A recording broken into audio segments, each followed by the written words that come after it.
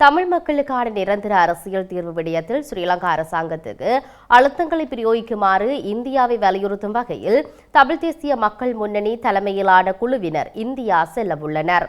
இவர்கள் இன்று இந்தியாவின் தமிழகத்துக்கு செல்லவுள்ளதாக அறிவிக்கப்பட்டுள்ளது. தமிழ் மக்களுக்கான நிரந்தர அரசியல் தீர்வாக ஸ்ரீலங்கா அரசாங்கம் ஐக்கிய ராஜ்ஜிய அரசியல் யாப்பினை திணிப்பதற்கான நடவடிக்கைகளில் தீவிரமாக ஈடுபட்டுள்ளதாக தமிழ் தேசிய மக்கள் முன்னணி தெரிவித்துள்ளது. அதனைத் தடுத்து தமிழ் மக்களுக்கான அரசியல் தீர்வாக தமிழர் தேசம் இறைமை சுயநிர்ணய உரிமை அங்கீகரிக்கப்பட்ட அடிப்படையிலான சமஷ்டி அரசியல் யாப்பினை கொண்டு வருவதற்கான அழுத்தங்களை சர்வதேச சமூகம் கொடுக்க வேண்டுமெனவும் அந்த வகையில் பிராந்திய வல்லரசாகிய இந்திய அரசு இலங்கை மீது அழுத்தங்களை ஏற்படுத்த வேண்டுமெனவும் அந்த கட்சி வலியுறுத்தியுள்ளது. அவ்வாறான நிலையை ஏற்படுத்த தமிழக அரசியல் தலைவர்கள் குரல் கொடுக்க வேண்டிய அவசர தேவை எழுந்துள்ளமையினால் தமிழக அரசியல் தலைவர்களை சந்தித்து இந்த விடயங்களை தெளிவுபடுத்தி அவர்களது ஆதரவை பெற்றுக்கொள்ளும் நோக்கில் சென்னை சென்று அரசியல் தலைவர்களுடன் இந்த வாரம் சந்திப்புகளில் ஈடுபட உள்ளதாக தமிழ் தேசிய மக்கள் முன்னணி கூறியுள்ளது.